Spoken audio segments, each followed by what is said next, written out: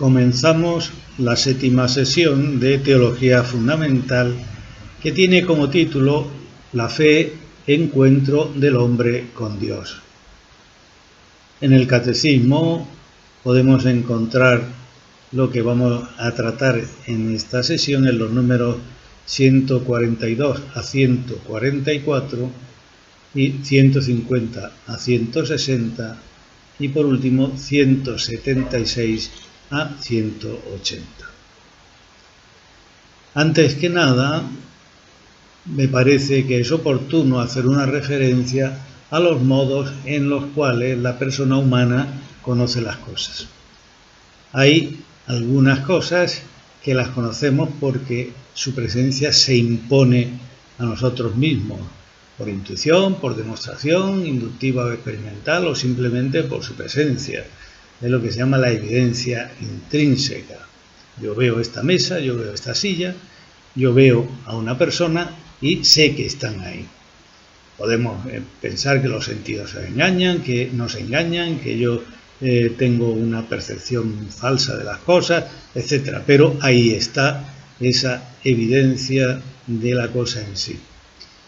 Pero también podemos conocer por una evidencia que no procede de la cosa en sí. Es un conocimiento indirecto de algo porque nos fiamos de quien nos lo manifiesta. Yo no he estado en América, pero indudablemente a través de personas que han venido de allí, de lo que vemos en los informativos, de lo que hemos estudiado en los libros, sé que existe América. Es una evidencia extrínseca de fuera, me viene por la autoridad de otras personas. Y por último, hay algo que no lleva esa certeza de la existencia de algo, que es la opinión. Una opinión que puede ser más o menos probable. Resulta que tenemos la argumentación congruente sobre una realidad y entonces podemos opinar sobre esa cuestión. ¿Hasta qué punto sabemos qué es lo que ocurre con el COVID-19? Pues no lo saben, están los científicos investigando, pero más o menos podemos formarnos una opinión a través de las informaciones que vamos recibiendo, unas con más garantía y otras con menos garantía. A veces se utiliza de una manera equivalente: yo creo, yo pienso, yo opino, y esto es importante que lo desmontemos. Creer significa fiarse de otro para llegar a una verdad. La creencia está apoyada en un testigo de quien me fío, que es fidedigno, en quien yo tengo confianza. Cuando mis padres me dijeron que yo era su hijo, pues no tenía yo ninguna duda en que así era. Luego se puede mirar en el registro, etcétera, pero hay una confianza que me lleva a fiarme totalmente de ellos. Y luego que el mensaje debe ser creíble, sin que vaya en contra de otros conocimientos seguros que ya he alcanzado. En el ejemplo anterior, como ellos son los que me han cuidado, los que me han formado, los que me han facilitado el que pueda ir adelante en mi vida y me haga una persona hecha y derecha, pues bueno, pues es claro que no hay nada que se oponga. Por lo tanto, la creencia, la fe, también en lo humano, es más que opinar o suponer, más que pensar lo que uno más o menos puede columbrar, ¿no? Conlleva estar convencido de una verdad que no es evidente. Algo que no es evidente, como decíamos antes, América, yo no la veo, pero tengo esos testimonios que me hacen estar convencido con certeza absoluta de que existe América. En definitiva, la fe es conocer con certeza lo que no se ve. Es una definición muy pedestre, pero de alguna manera lo explica bastante bien. Tengo un conocimiento cierto de algo que no veo. Es decir, veo más allá de lo visible. Hablábamos el otro día de que hay un orden sobrenatural de realidades y ese orden sobrenatural de realidades lo conocemos por la revelación sobrenatural. Esa revelación nos puede dar un doble tipo de conocimiento sobrenatural. Uno, el evidente, es mediante la luz de la gloria, en la que veremos a Dios tal y como Dios es. No es la fe, que no ve todavía quién es Dios, sino que es un conocimiento inmediato, directo. ¿Qué tipo de visión? Pues será una visión intelectual, ni ojo vio, ni oído yo, decía San Pablo, lo que Dios ha preparado a los que le aman. Pero es algo tan grande que nos transformará en semejantes a Dios, como recuerda también el apóstol San Juan. Y luego está, junto con la evidencia de ese conocimiento sobrenatural de la luz de la gloria, el conocimiento de la fe, que es una luz que nos permite conocer las cosas, pero más entre sombras que con su conocimiento total. Es el que tenemos durante el peregrinar terreno. Solo podemos conocer las realidades sobrenaturales empezando por Dios mediante el testimonio que nos dan otros sobre Dios. La fe divina nos hace participar en el conocimiento propio y exclusivo de Dios. Es, de alguna manera, el comienzo ya de la vida eterna. Dios nos comunica su propio ser y vemos las cosas y conocemos las cosas desde Dios.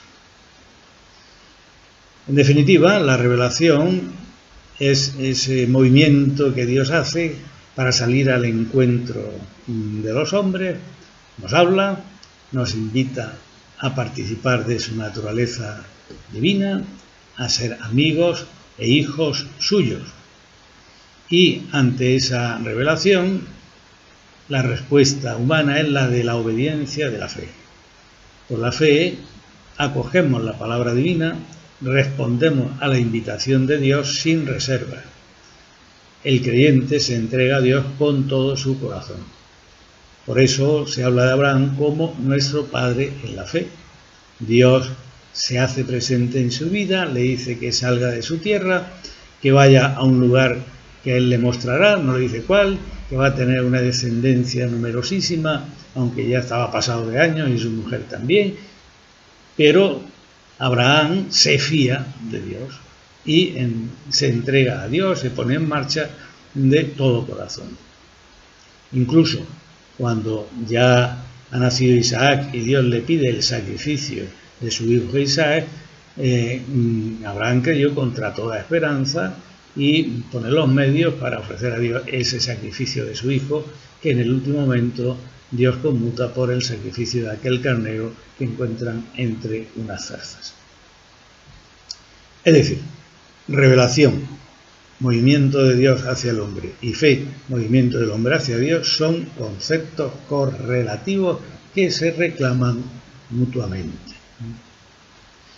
Decíamos antes que puede darse una fe humana, la que tenemos nuestros padres, la que tienen los alumnos de sus maestros, atienden sus explicaciones, no comprenden todo lo que le está enseñando, ni por qué hay que decir que la M con la A es más, y que la M con la A más otra M con la A es mamá, y cosas por el estilo. Pero ese modo es el que le lleva después a conocer claramente las cosas. Bueno, pues la fe en sentido pleno, cuando se está dispuesto a aceptar siempre lo que alguien nos dice, sin ninguna reserva, todo. Nosotros podemos tener fe humana en muchas personas, en los maestros, lo que sea, pero hasta cierto punto. En cambio, cuando no hay limitaciones ni condiciones de ningún tipo, entonces estamos hablando de la fe divina. Solo podemos creer en Dios de modo total. Ningún ser creado está en condiciones de constituirse en autoridad con un valor absoluto. Siempre es con un valor relativo. Por eso, pues sí, en un sentido menos radical, podemos creer en otras personas con tal confianza que estemos seguros de la verdad de su testimonio, repito, en la mayoría de los casos, e incluso, digamos que siempre, aunque no lo entendamos. En el caso de la fe cristiana, la revelación de Dios, como ya hemos manifestado en otras clases, tiene lugar a través de Jesucristo. El testigo que nos trae el mensaje es Jesucristo mismo. Es el Verbo, es el único que ha visto a Dios. Nadie conoce al Padre sino el Hijo y aquel a quien el Hijo se lo quiera revelar. Leemos en el Evangelio de San Juan. La certeza de la fe sobrenatural, de la fe cristiana, se funda sobre la autoridad de Dios mismo que ha venido a nuestro encuentro. ¿Cuál es el problema? Pues que esta autoridad es a su vez objeto de fe. Creer que Jesucristo es Dios es ya un objeto de la fe. No es solamente un testigo excepcional y único, no es solamente un testigo, sino que realmente es Dios, la segunda persona de la Trinidad, la palabra de Dios que ha tomado carne. Por eso, para poder creer lo que Él me dice, tengo primero que creer en Él, que es lo que vemos en el Evangelio, que la gente escucha sus palabras, pero no creían en Él.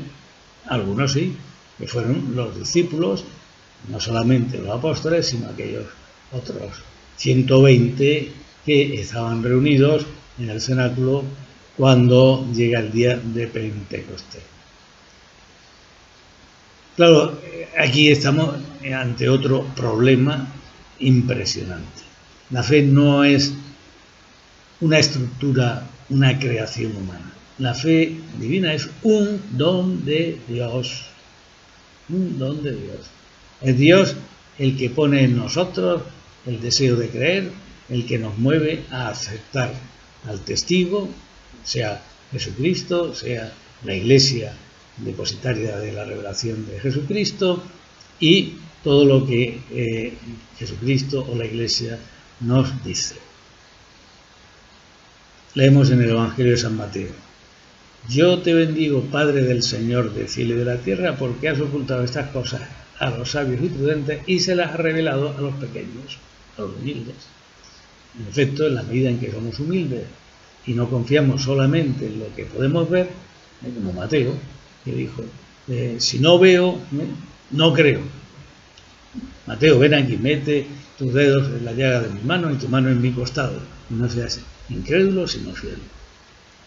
Y en el lugar también refiere San Mateo, cuando Simón Pedro confiesa que Jesús es el Mesías. Tú eres el Mesías, el Hijo de Dios vivo. Y Jesús le respondió: Bienaventurado tú, Simón, hijo de Jonás, porque eso no te lo ha revelado ni la carne ni la sangre, sino mi Padre que está en los cielos. Hay una acción divina que es la que hace que Pedro pronuncie esas palabras y diga esa verdad que es absolutamente sobrenatural. Es decir, para que se dé el acto de fe, tiene que haber una iluminación interior, personal. Para que yo crea, tengo que tener una luz de Dios unida a la aceptación de esa palabra divina, ¿no? Y hay también un don de Dios que mueve a la voluntad y que reciben quienes están dispuestos a acoger ese don, ¿no? La misma preparación o disposición es ya una gracia, dice Santo Tomás. El acto de creer, ciertamente, depende de la voluntad de quien cree, pero es necesario que la gracia de Dios prepare la voluntad del hombre para que sea elevada a las cosas que están sobre su naturaleza. La inteligencia tiene que tener esa luz y la voluntad ese movimiento de la gracia, ¿no? Lo cual no quiere decir que la fe, aunque sea absoluta, el acto de fe sea un acto absolutamente sobrenatural, no sea un acto humano. Por supuesto, es un acto humano. El papel de la voluntad es esencial. Por razonable que sea la buena nueva de Jesucristo, no hay nada que me obligue a creerla. Ya lo comentamos también el otro día, ¿no? Se me puede obligar a poner de rodillas, a decir creo esto y tal, pero si yo no creo en mi interior, no creo. Y además con la inteligencia no llegamos nunca a la evidencia intrínseca de las cosas hasta las cuales no podríamos resistirnos. Si nosotros vemos que una cosa es blanca, pues no es blanco, y si es negro, pues es negro. La voluntad debe tomar una auténtica decisión ante esa luz que tiene nuestra inteligencia, ante esa verdad que se nos manifiesta. La fe no puede ser sino fruto de nuestra libertad. Inteligencia iluminada, voluntad movida por la gracia, pero inteligencia y voluntad humana. Ahora, el acto principal de la voluntad es el amor. Y por eso, querer creer debe entenderse en el sentido de amar, decía San Agustín. Creo porque amo, claro, creo porque amo. En la medida en que una persona ama a otra, la cree todo, un novio a su novia, la novia a su novio, un esposo a su esposa, etc. Creemos a Cristo porque le amamos, y ese amor de Dios es también un don que hemos recibido de Dios. Un acto humano voluntario, un acto humano porque la inteligencia es elevada. La certeza proviene de la autoridad de Dios mismo, que revela que no puede engañarse ni engañarnos. Sería una contradicción. Jesucristo dice: yo soy el camino, la verdad y la vida. La verdad. Y recordaba el Concilio Vaticano I.